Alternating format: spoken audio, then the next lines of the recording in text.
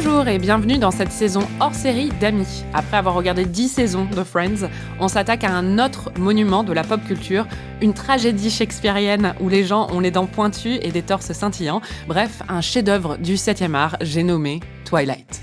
Salut, moi c'est Anaïs et j'ai toujours rêvé d'être un vampire. C'est vrai, tu me l'as déjà dit. Et moi, c'est Marie et à 19 ans, après avoir lu et vu Twilight, je me suis inscrite à un programme d'échange dans l'État de Washington pour partir sur les traces de Bella et Edward. Sauf que c'était pas du tout dans le même coin de l'État, c'était à 8 heures de route, mais j'y suis quand même allée. Dur. On attaque ce hors-série qui se déroulera sur 5 épisodes, un épisode par film de la saga. Aujourd'hui, on parle donc du premier film, Twilight Fascination. Bienvenue donc dans ce premier épisode de Amis saison 2. Chapitre 1, Constipation. On a décidé de regarder Twilight ensemble parce que c'est un peu une pierre fondatrice de notre amitié. On l'avait vu il y a des années quand on s'était rencontrés pour la première fois. Tout à fait. Du moins, je pensais que c'était une pierre fondatrice de notre amitié parce qu'en regardant le premier film avec toi l'autre jour, je me suis rendu compte que tu ne connais pas du tout Twilight. Ça fait des années que je l'ai pas vu. Pas moi. Là, ça doit faire genre bien 5 ans, je pense. Moi, ça doit faire 6 mois. Le problème, en fait, c'est que quand t'as réalisé qu'il y avait des points de l'intrigue dont je me souvenais pas, t'étais hyper méchante avec moi. Oh. Et tu disais, mais comment tu peux pas te souvenir de ça? T'es une fake, tu m'as menti, tu connais pas Twilight. Bah oui, je pensais que vraiment c'était un truc qui nous unissait parce que moi, les autres films, je les ai regardés peut-être 1 ou 2 fois, c'est tout. Mais celui-là, je le regarde tous les ans. Ouais, mais c'est un truc qui nous unit, mais c'est juste que je m'attache pas trop aux détails, moi, dans ce genre de film, donc... Et du coup, à la fin, c'est une vampire. Non mais tu plaisantes, ça. En fait, t'as jamais vu ces films. Mais si, mais je les ai jamais... Quelqu'un a remplacé... Regardez. T'es une fausse Anaïs qui a été remplacée... Mais non, mais c'est pas ça qui me c'est pas l'histoire qui me préoccupe quand je regarde Twilight. Il va mourir. Arrête de me spoiler. Mais je te spoil pas, tu l'as vu. Mais je m'en souviens plus. Non, mais on l'a vu plein de fois ensemble. La dynamique originelle de Amy est de retour, en fait, parce que tu ne connais rien à Twilight. C'est ça, enfin, je sais juste qu'elle se rase les jambes à un moment dans un des films de la fin. Voilà, c'est ça. Bien. Bah, d'ailleurs, quel est ton rapport avec les films ? En fait, ce qui est marrant, c'est que moi, je les ai pas vus à la sortie, contrairement à toi. J'étais un peu plus âgée et je les ai toujours plus ou moins regardés au second degré. Je vois ce que tu veux dire sur mon rapport à Twilight. En fait, la première fois que je les ai téléchargés, il y en avait déjà 3 qui étaient sortis. Et j'ai téléchargé les 3 d'un coup parce que je me faisais chier et je cherchais un truc à regarder sans me prendre la tête. Et en fait, j'ai été complètement absorbée par l'histoire incroyable de Twilight. Et je suis là, waouh, mais en fait, c'est trop bien ce truc. Et après, rapidement, ça m'a beaucoup fait rire parce que c'est quand même ridicule, il faut l'avouer. Oui. Et donc, toutes les autres fois où j'ai revu Twilight, c'était pour des Twilightons, organisés soit avec toi, soit avec d'autres amis, où en fait, la règle, c'était qu'il fallait boire à chaque fois qu'un personnage a l'air constipé. Ce qui fait qu'au bout d'une demi-heure, t'es bourré. Ce qui explique pourquoi je me souviens plus de rien. Voilà. Donc, je pense qu'on n'a pas tout à fait le même rapport à la saga. Oui, parce que moi, en fait, la première fois que j'ai entendu parler de Twilight, je travaillais dans une librairie au rayon littérature étrangère et toutes les petites meufs venaient demander Twilight parce qu'on avait le livre en premier parce qu'il était en anglais. Et je me disais, mais c'est quoi ce truc trop naze, Twilight ? Et la libraire m'avait dit, c'est vraiment de la merde, c'est sur un vampire, c'est une histoire d'amour hyper chelou. Et je jugeais grave, mais quand le film est sorti, je suis allée le voir parce que j'avais une carte UGC et j'ai adoré. Mais c'est normal, c'est un très bon film. Et du coup, j'ai lu les livres, je les ai tous dévorés, je dois avouer. Je les ai lus qu'une fois quand même, je me respecte. Mais oui, donc ça a quand même assez impacté ma vie pour que je décide de partir dans l'État de Washington suite à ça. Et ensuite, j'ai vu tous les autres films sont vraiment beaucoup plus nuls que le premier. Donc, je les ai vus avec beaucoup plus d'ironie que les autres. Et donc, moi aussi, j'ai fait des Twilightons, je me moque de Twilight, mais j'ai quand même un attachement très fort au premier film. Oui, c'est ça, parce que quand on l'a regardé ensemble, quand même, t'étais hyper intense. C'est un peu la honte, mais bon. Bon, passons aux choses sérieuses. Anaïs, tu as 30 secondes pour nous faire un récap du premier film Twilight. Alors, pour faire simple, c'est l'histoire de Bella, une meuf à la fois vraiment banale et vraiment unique quand même, qui sent hyper fort. Elle part vivre chez son père dans l'État de Washington, donc près de Seattle, et là, elle est reniflée par Edward, un vampire qui scintille au soleil et qui a donc un odorat très développé. Et il tombe amoureux. Mais c'est compliqué parce que elle, c'est une ado, alors que lui, il a plus de 100 ans et il écoute Clair de Lune de Debussy. Donc clairement, il y a quand même des gros gouffres culturels à combler dans cette histoire. Et il y a des meurtres aussi. Enfin voilà, il y a toute une autre intrigue, mais on s'en fout un peu. Oui, ça, on s'en fout clairement. Voilà. Bravo, merci. Après ce magnifique résumé qui couvre parfaitement l'intrigue, on va passer peut-être aux personnages pour les détailler les uns après les autres. Alors, est-ce que tu peux me dire 2 mots de Bella? Comment tu la définirais? C'est une meuf hyper constipée. Mais ils sont tous hyper constipés. Ouais, mais elle, vraiment quoi. Et on sait, elle vient de l'Arizona, et on sait qu'elle vient de l'Arizona parce qu'elle tripote tout le temps des cactus. Ouais, Donc, pour nous rappeler que là d'où elle vient, c'est le désert, quoi. Et elle aime pas la pluie et le froid. Ouais, Tout ce qui est quand même humide et froid. Ouais, c'est ça. Et c'est mal barré parce que son mec est hyper humide et hyper froid. Voilà, exactement. C'est vrai qu'en fait, Bella, c'est un peu l'archétype des héroïnes féminines de YA. Donc, YA, c'est le young adult. Donc, c'est ce courant de la littérature qui est fait pour les adolescentes. Et il y a un sous-courant dedans qui est de la fantasy. Et donc, Twilight est à fond là-dedans. Et les héroïnes de ces livres, souvent, sont un peu des pages blanches sur lesquelles les filles qui vont lire ça, parce que le public est beaucoup plus féminin quand même, le lectorat en général, sans vouloir faire de grandes généralités, mais c'est quand même le cas, peuvent projeter toutes leurs envies et toute leur personnalité à elles sur cette page blanche. Et donc, les caractéristiques de Bella, c'est d'être gênée et timide dans son environnement, mais en même temps assez brillante, avec une vie intérieure hyper riche, mais qui sait pas comment s'exprimer, qui préfère lire que rencontrer du monde. Toutes les adolescentes qui vont lire du YA, en règle générale, vont s'identifier à ça aussi. Alors que le personnage d'Edward, lui, va être beaucoup plus développé au niveau de sa personnalité. Le personnage de Bella, toutes ses caractéristiques, c'est qu'elle trébuche vachement.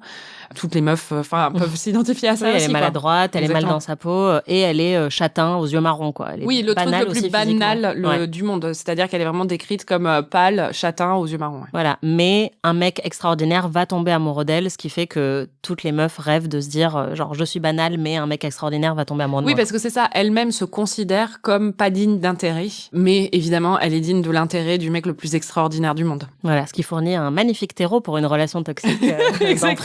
Une relation très très saine. Voilà. Bella qui est interprétée donc par Kristen Stewart. Ensuite, il y a Edward, le fameux Edward. Edward, oui, qui a genre 130 ans, mais qui est toujours puceau, il faut le savoir, et qui va toujours au lycée. Steve Carell, prends-toi ça dans la tronche. Voilà, c'est clair. Toujours vierge à 130 ans, c'est dur. Et il va toujours au lycée de son plein gré. Le mec, ça fait 90 ans qu'il se retape les 3 années du lycée, je ne comprends pas.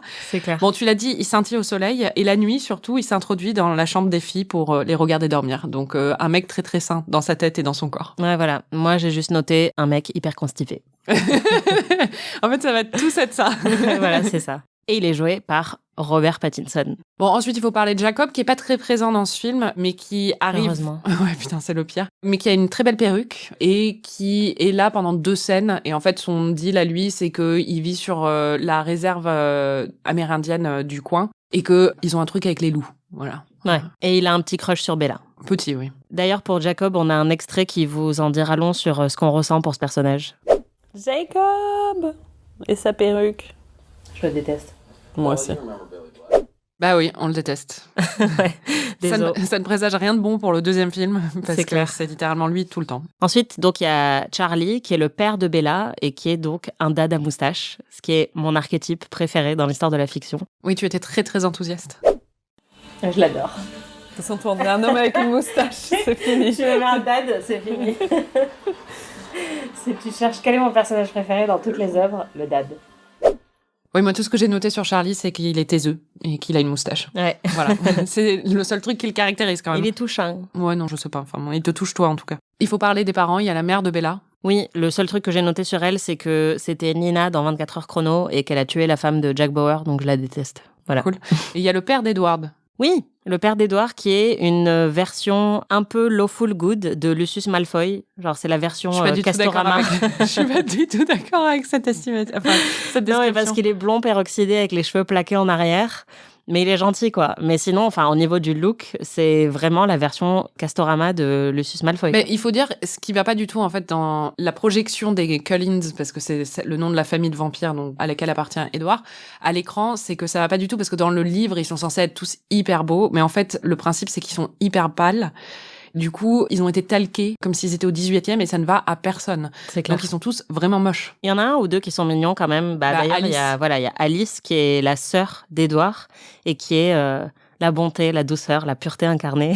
Moi, Alice, moi, ce que je retiens à chaque fois, c'est qu'elle a la coiffure que j'avais en 5e et du coup, à chaque fois que je la vois, j'ai un trauma, tu vois, qui revient hyper fort parce que ça va pas du tout. Moi, je la trouve trop cool et c'est un peu la Manic Pixie Dream Vampire, quoi. Genre, elle est tout le temps les yeux écarquillés, elle est tout le temps hyper sympa et on sait pas trop ce qu'elle pense ni quel caractère elle a, mais elle est cool, quoi. Manic Pixie Dream Girl, pour les gens qui connaissent pas, c'est un archétype de personnage féminin, surtout dans les films indés américains, qui a été trouvé par un critique pour la première fois pour le film Rencontre à Elizabethtown. Et c'est un peu la figure de la fille qui est tout le temps un peu émerveillée, originale, mais très très mignonne, mais complètement dans son univers, quoi. Et par qui exemple, est là pour servir au personnage masculin un peu de genre de motivation, quoi. C'est comme Nathalie Portman dans le film de Zach Braff. oui, dans Garden State, exactement. Et puis même, enfin, par exemple, le personnage de Jessica Day dans New Girl est vraiment une Manic Pixie Dream Girl, même si elle existe par elle-même et qu'elle a ses propres, mais dans son archétype, c'est vraiment ça. Donc Alice, elle rentre vachement là-dedans, c'est vrai. Ouais. Et il y a Rosalie qui est l'autre sœur d'Edward. Il faut préciser ici qu'en fait, ils ne sont pas du tout frères et sœurs. Ils ont juste été tournés en vampirisés par le même mec qui est le père en fait de la famille. Et du coup, ils sortent tous ensemble. Donc Ouais, très voilà, chelou. c'est ça. Ils ont des grosses vibes sexuelles quand même. Voilà, sauf que le seul qui est célib dans le groupe, du coup, c'est Édouard le Puceau, quoi. Ouais, c'est ça. Il attendait la bonne, en fait. Et Rosalie, c'est sa sœur qui est un petit peu jalouse et qui a une perruque blonde et qui est censée être magnifique dans le livre, mais ça fonctionne pas trop dans le film. Et qui est joué par Nikki Reed. Oui. Et j'ai juste noté un sup. Elle est trop saoulante. Et Rosalie, elle, est en couple avec Emmett, donc son frère / petit ami, c'est Game of Thrones. Et Emmett, j'ai juste noté, il est brave, quoi. Ouais, en fait, Emmett, c'est le Joey de Twilight. Oui, c'est vraiment le himbo. Si vous aviez écouté nos anciens épisodes d'Amis, c'est vraiment le personnage masculin, un peu concon, mais hyper gentil, hyper serviable. Et comme tu dis, il est brave, quoi. Moi, je l'adore. Oui. Et enfin, on passe au meilleur. Le meilleur pour la fin, Jasper, ton préféré. Jasper, le dernier de la fratrie, en fait. Voilà, Jasper, un homme hanté par des siècles de constipation. Un imodium humain. Au teint de Smecta. C'est vraiment tout ce qui définit Jasper, c'est qu'il parle jamais, mais il a l'air hyper constipé. Et il a l'air tout le temps en souffrance, quoi. Mais vraiment en souffrance. Il est comme ça parce qu'en fait, c'est le dernier à avoir été... parce qu'il faut savoir, les Collins, c'est très important, c'est des végétariens dans l'univers des vampires. Ce qui veut dire qu'ils mangent pas d'humains. Hein. Voilà, ils mangent de la viande. Mais... ils mangent vachement de viande en vrai. Ils font tout le temps, ils chassent les animaux, mais ils mangent pas d'humains. Donc, ils ont les yeux d'une couleur différente et tout ça, parce que c'est leurs principes moraux, parce que ce serait vachement fucked up qu'elle tombe amoureuse d'un mec qui tue des gens. Et du coup, ils sont tous végétariens, mais à la base, Jasper, il était pas du tout. Et du coup, il a du mal à se contenir en face d'êtres humains, surtout quand ils sentent bon, comme Bella. C'est ça. Sorry, Jasper's our newest vegetarian. It's a little difficult for him. It's a pleasure to meet you. It's okay, Jasper. You won't hurt her. All right, I want to take you on a tour of the rest of the house. Well, I'll see you soon. Il est incroyable, vraiment, mais... Ode à Jasper, quoi. Je l'adore. Bon, passons au cœur du sujet, maintenant qu'on a présenté tous les personnages. Qu'est-ce que tu as pensé de ce film ? Écoute, c'était un très agréable revisionnage. Je pense que le truc qui saute aux yeux tout de suite et qui a déjà été beaucoup analysé depuis que le film est sorti, c'est que clairement, on assiste à une relation très toxique entre Edward et Bella. D'ailleurs, vous allez entendre certaines de nos réactions. On a beau connaître le film, c'est choquant à chaque fois. You were next to your car, across the lot. No, I wasn't. Melly, you hit your head. I think you're confused. Quel gaslighting. What exactly was that? You stopped the van. Well, nobody's gonna believe you. So. Sympa. I wasn't gonna tell anybody. C'est tellement une relation toxique. The truth. Can't you just thank me and get over it? Thank you. Là, c'est tellement creepy. Il est en train de le regarder quand elle dort. Mais c'est tellement problématique. Oui, grave. En même temps, dans Buffy aussi, ils faisaient ça. Bah, c'est toujours un truc de vampire. Ils adorent regarder les meufs dormir. Bah, ils ont rien d'autre à faire en même temps. Ils peuvent pas dormir. Bah, je sais pas, il y a Netflix. That was the first night I dreamt of Edward Cullen. Voilà, vous avez nos analyses après quelques verres de vin, je dois avouer.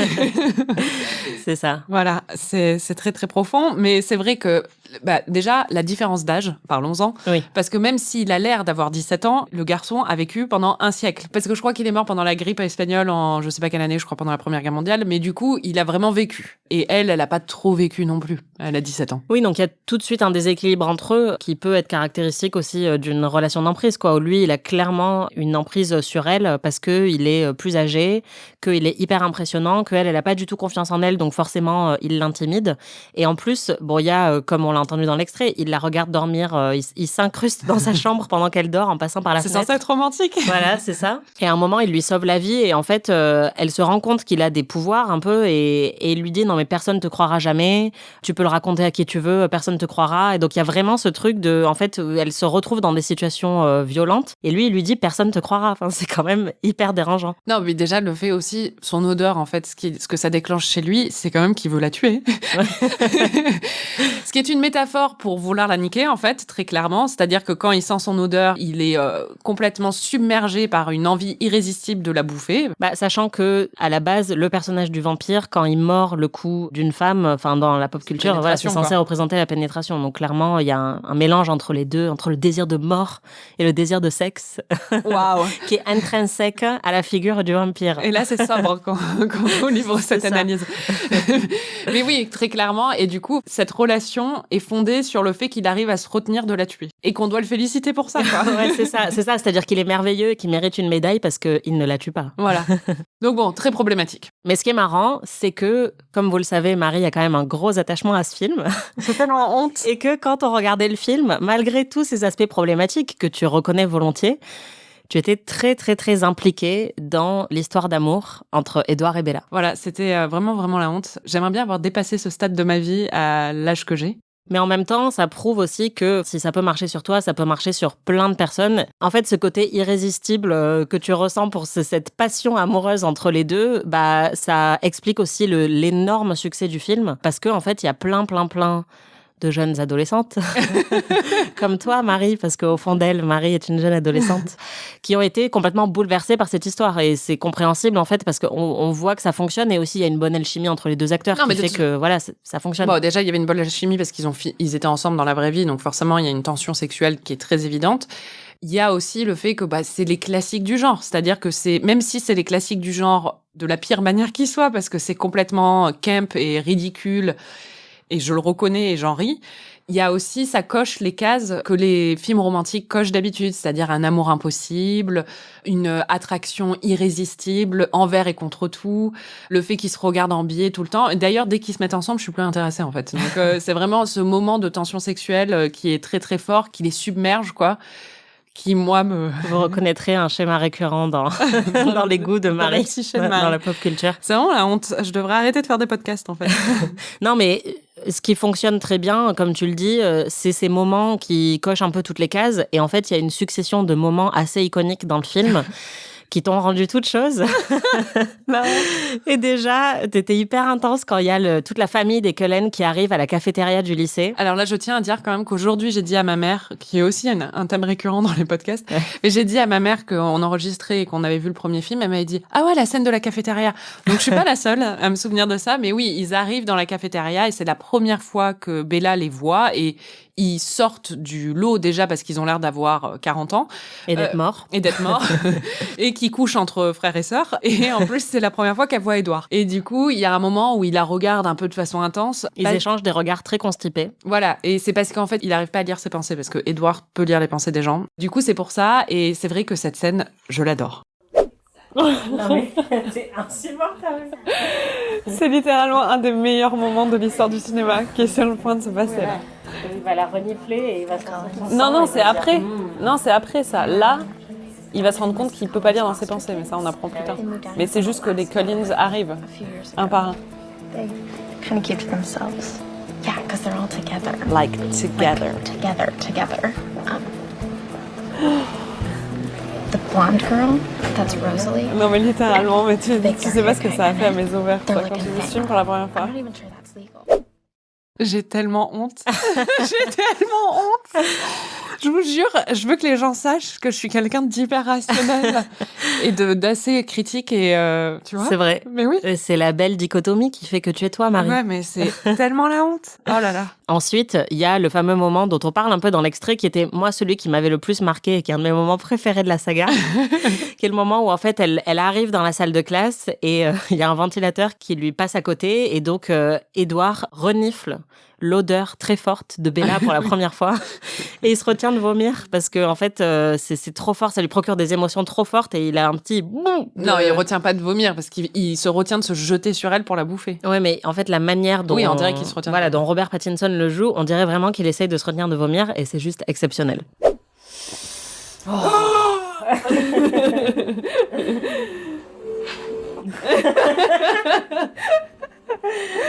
Ah, ils sont tellement beaux qu'il va vomir. Waouh. Vraiment, cette scène, on s'en lasse pas. Incroyable. Bon, un autre moment culte, on en a parlé, c'est le moment où il la sauve. Il y a une voiture, en fait, qui glisse sur du verglas et elle manque de se faire écraser entre deux voitures, quoi.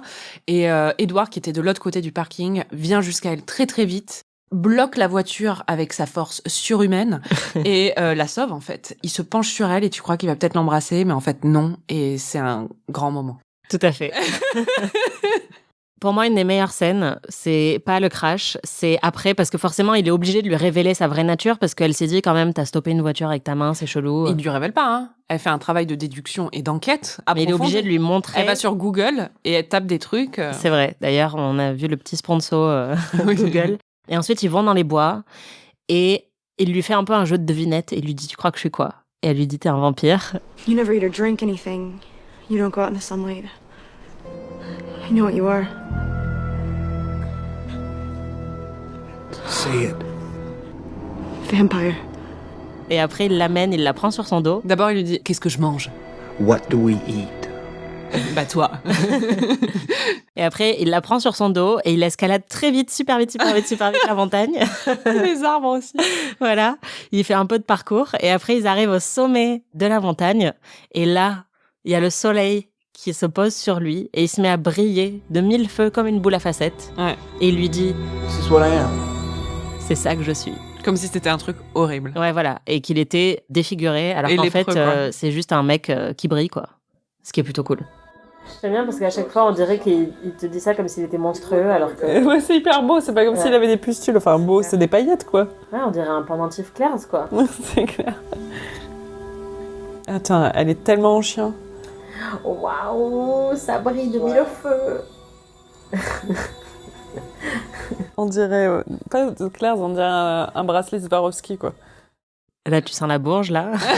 La connasse. C'est vrai que toi, t'étais chez Claire. Ouais, voilà, Toulouse versus Bordeaux, quoi. C'est clair. Bon, mais quand même, le moment Ah. qui t'a le plus fait réagir. Sans rire, je crois que c'est un de mes moments préférés de l'histoire de toute la pop culture. Et on l'a senti quand on l'a regardé ensemble. Ça dure 10 secondes. Ouais, mais c'est vrai que c'est un moment très, très, très, très cool. C'est le moment où, en fait, ils ont décidé d'assumer un peu leur couple au grand jour. Et ils arrivent au lycée et ils portent des lunettes de soleil. Il porte des Ray-Ban. Et ils ont l'air hyper cool. Bah, en fait, le truc, c'est qu'il sort de la voiture. Elle attend. Il fait le tour de la Elle voiture. est trop chiante. Il fait le tour de la voiture pour lui ouvrir la porte. Du coup, je sais pas ce qu'elle fait pendant qu'il fait le tour. Genre, elle attend qu'il vienne lui ouvrir la porte de la voiture. Bah oui. Et ensuite, il lui met la main autour de l'épaule. Et il lui dit, Since we're going to hell. Et tout le monde les regarde, quoi. Oh, wow. Ce qui est vraiment le rêve de tout ado. Bah ouais, grave. You know, everybody's staring. I'm breaking all the rules now anyway. Since I'm going to hell. Après cette arrivée cultissime, Bella et Edward sont un couple, sauf qu'ils ne s'embrassent pas. Ils ne se touchent pas. Au grand désarroi de Marie. Oui. Non, mais en même temps, c'est ça qui fait le charme, Oui, justement. oui. Parce qu'à un moment, il essaie d'embrasser, mais il est pris, il est submergé par ses émotions, il va la bouffer, du coup, il se retient. Mais il l'emmène quand même chez ses parents pour la présenter à toute sa famille. Surtout, il l'emmène dans sa chambre, qui est horrible. Enfin, il n'y a pas de lit, tu peux pas t'allonger, tu peux pas dormir. Mais qui a une vue sur les arbres et qui a surtout... Une collection de CD. Ouais, c'est ça. Il lui fait écouter sa musique et comme c'est un vieux centenaire, bah, il écoute Clair de Lune de Debussy. Ou Claire de Lune. Ouais, voilà. C'est vraiment hyper gênant. Alors qu'elle, elle doit écouter, je sais pas, genre Placebo. C'est clair. Et du coup, ils écoutent Clair de Lune ensemble et c'est très très gênant. Ouais, et après, il lui dit viens avec moi, Spider Monkey. Et il la prend sur son dos. Et, Il grimpe à notre arbre. Voilà, vraiment, il grimpe beaucoup les arbres, les vampires, ce que je ne savais pas avant de regarder Twilight. Pour moi, c'était plus genre Spider-Man qui grimpait au truc, mais là, C'est non. un peu l'équivalent de ce qu'un mec ferait dans une date pour t'impressionner lui. Grimpe les arbres, tu vois. Ouais, c'est ça, genre, t'en as certains, ils vont te jouer Wonderwall à la guitare et lui, Il grimpe te les fait arbres. monter sur son dos et il grimpe un arbre. Exactement. C'est son move, quoi. C'est ça. mon Dieu, c'est génial. Et du coup, maintenant, dès que j'entends Clair de Lune, je pense à Twilight et je peux plus écouter cette musique, quoi. Et comme tu écoutes souvent Clair de Lune de C'est clair. Debussy, c'est un vrai problème. Non, mais je peux te dire que toutes les petites américaines, elles adorent Clair de Lune à cause de ce film. Bon, là, il faut parler de la scène, la meilleure scène de tout Twilight. Je pense qu'on peut être d'accord là-dessus. De tous les films Twilight. Oui, complètement. C'est la scène du baseball. Anatomie d'une scène, anatomie d'une scène, anatomie d'une scène. Pour l'occasion, Anaïs, tu vas nous faire une petite anatomie de la scène, une description en profondeur de cette scène de baseball. Eh ben, je te laisse la parole. Merci Marie. Ah oui, je voulais revenir sur ce qui reste aujourd'hui une des plus grandes scènes du cinéma, je pense qu'on peut le dire. Une scène cultissime qui constitue peut-être ce que la saga Twilight a fait de plus beau. C'est une scène qui arrive à un peu plus de la moitié du film et dans laquelle Bella se joint à la famille d'Edward, une famille de vampires donc, pour un match de baseball. Alors forcément, la question qu'on se pose tous, c'est pourquoi ? Et j'ai envie de dire déjà parce que c'est fun, c'est des vampires qui jouent au baseball. Donc ça devrait suffire. Mais en fait, cette scène joue aussi un rôle très important dans l'intrigue du film. Déjà, c'est un des rares moments de liesse du film, et d'ailleurs, c'est le seul moment où aucun des personnages n'a l'air constipé. Et ça, c'est quand même une grande joie. Et puis, c'est censé être l'intronisation de Bella dans la famille des Cullen, même si ils l'ont désignée comme arbitre, parce qu'elle peut pas jouer, parce qu'elle est pas assez forte. Donc, c'est un peu comme si ta belle famille t'invitait à la piscine alors que tu sais pas nager. C'est un peu dégueulasse, quoi. Mais bon, c'est censé officialiser son rôle dans la famille. Et surtout, c'est l'élément déclencheur pour toute l'intrigue finale du film, puisque c'est suite à cette scène qu'une bande de méchants vampires vont arriver pour essayer de manger Bella. Et donc, c'est ça qui va constituer un peu toute la fin de ce fameux film. Alors, il faut parler de la bande-son. Oui, c'est plus évidemment. important. C'est vraiment un de ces grands moments de l'histoire du cinéma où on assiste à la rencontre parfaite entre un film et une musique.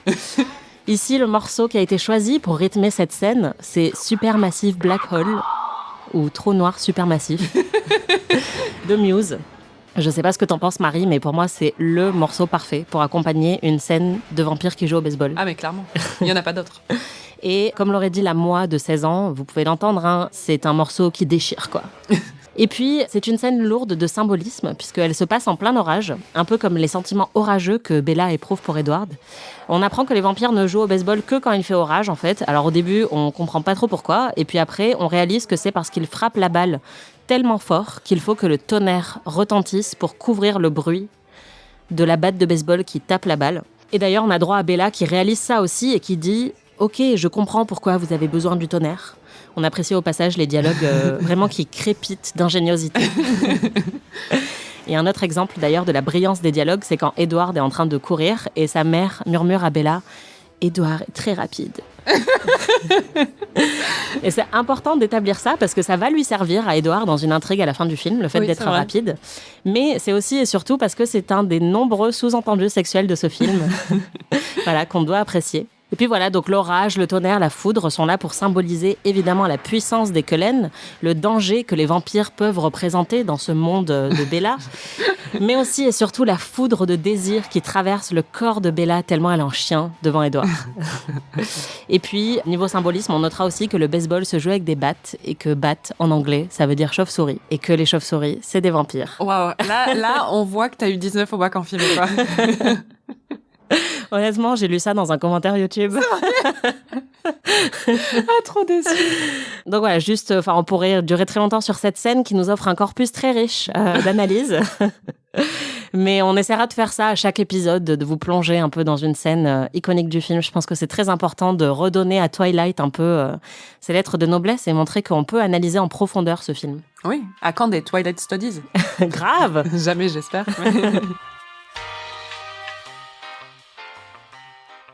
Et tu l'as dit, cette scène, c'est aussi l'arrivée des méchants vampires qui arrivent sur un tapis roulant.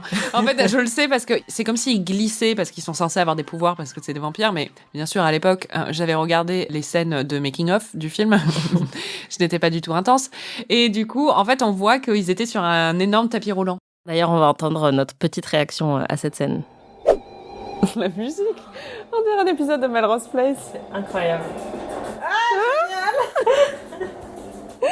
On dirait qu'ils sont à l'aéroport en train de prendre leur correspondance. Pour ma défense, ce que je voudrais dire quand même, c'est qu'à l'époque de la sortie du film Twilight, bon, il n'a pas eu des notes incroyables, bien sûr, c'était pas un super film, mais il y avait une espèce d'aura autour de ce film. Bon, déjà, c'est devenu un énorme carton, mais c'était pas non plus considéré comme une bouse monumentale, ridicule comme ça l'est aujourd'hui. Ouais, pas du tout.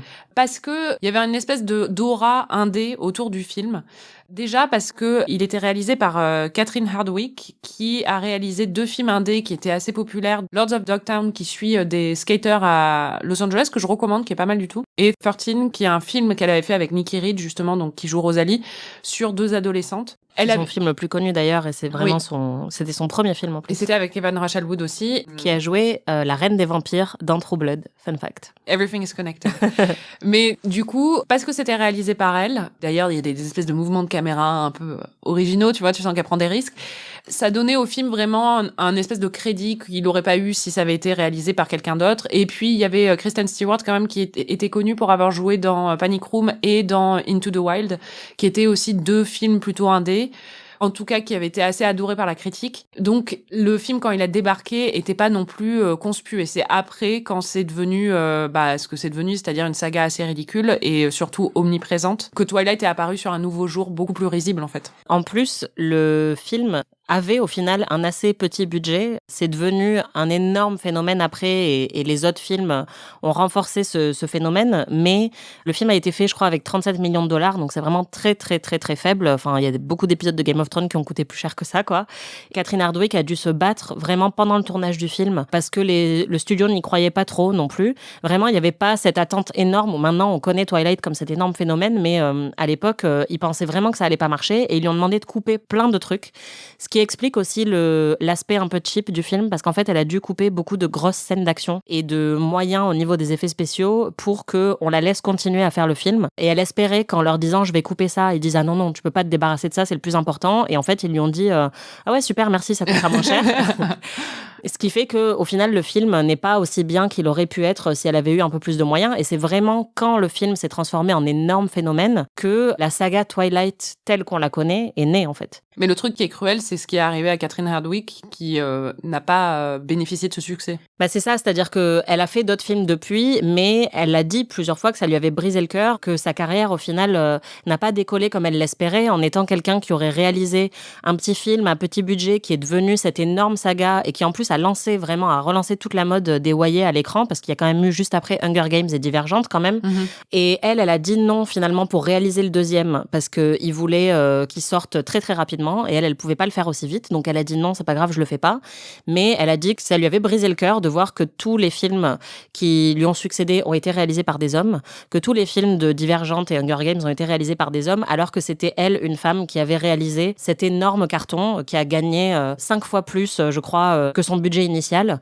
Et donc, c'est vrai que depuis, Catherine Hardwicke, alors certes, elle était connue pour des films indés avant, mais depuis, on l'a pas trop revue sur les circuits, on n'entend pas énormément parler d'elle, même si elle fait des films. Et c'est un peu triste de voir que quelqu'un qui a été aussi importante dans la saga n'a pas eu une carrière beaucoup plus impressionnante. Ouais.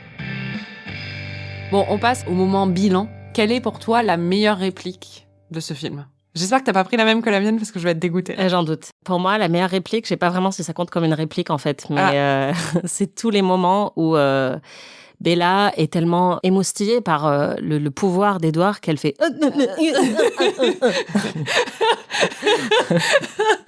Oh, not. You. Oh, please don't. What? Are you? No. No.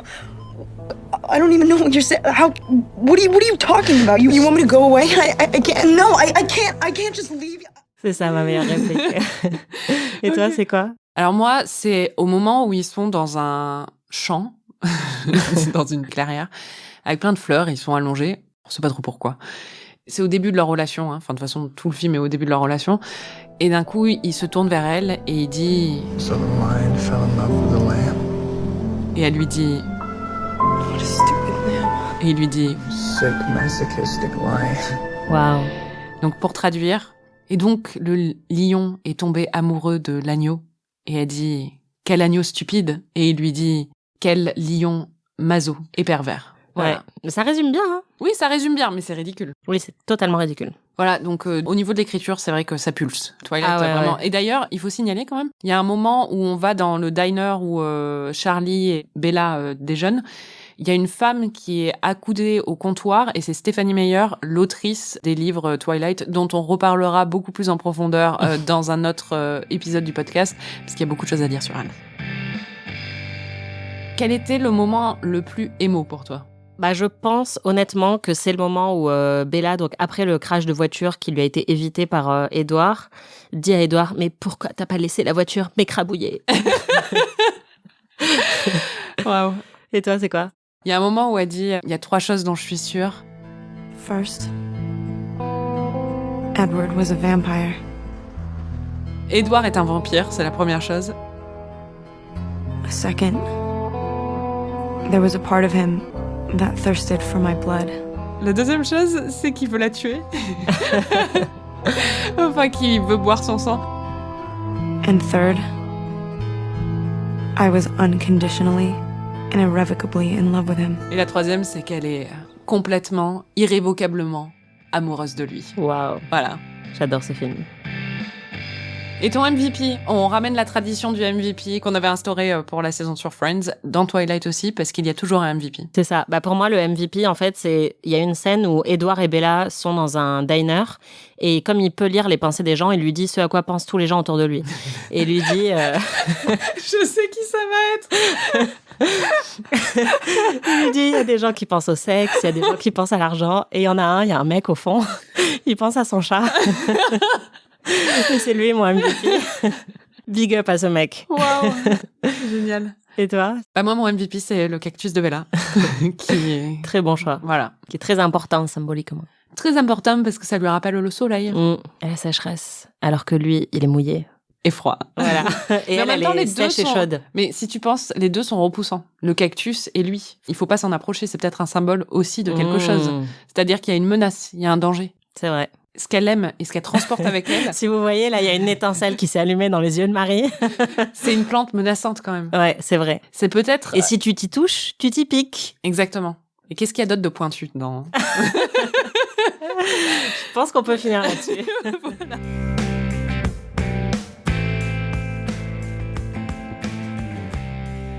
Merci de nous avoir écoutés. Merci Anaïs. Merci Marie. Vous pouvez retrouver tous les épisodes d'Amis sur Slate Audio ou votre plateforme de podcast préférée. Notre prochain épisode couvrira le 2e film de la saga Twilight, Twilight Tentation. N'hésitez pas à regarder les films en même temps que nous et à partager vos impressions sur les réseaux sociaux. Ça nous ferait vraiment beaucoup rire, je pense. Donc faites-le. C'est clair. Et si vous êtes fan de séries, vous pouvez aussi écouter notre podcast PIC TV où on analyse l'actualité des séries. Si vous avez aimé cet épisode, vous pouvez nous laisser 5 étoiles et un petit commentaire. On les lit vraiment tous. On se les envoie sur WhatsApp. Donc écrivez-nous. On se retrouve la semaine prochaine pour de nouvelles aventures. Bye bye. Amis est un podcast produit par Slate.fr sous la direction de Christophe Caron et Benjamin Ours avec Aurélie Rodriguez.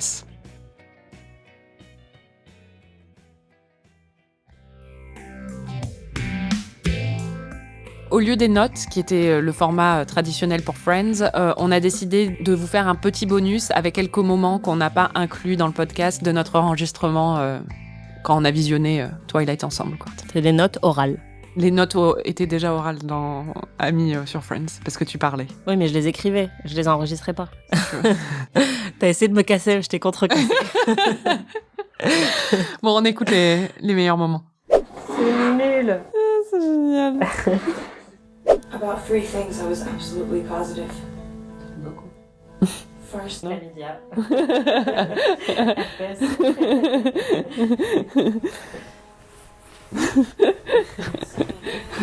Et Covid. S'ils ont pas des chemises à carreaux, ils meurent en fait. Ah bah ouais. C'est mon rêve. Moi, je rêve d'être une vampire. Mais vraiment, genre ne pas dormir et être immortelle, mais c'est mon plus grand rêve, quoi. Genre vraiment, quoi. Moi, il me transforme en 2-2. Hein. Meuf, une main courante. C'est ce que tu devrais faire. Là. C'est clair. Là, c'est la meilleure scène. Meilleure scène de toute l'histoire du cinéma, Anaïs. Are you afraid? Non, j'ai très envie de faire caca.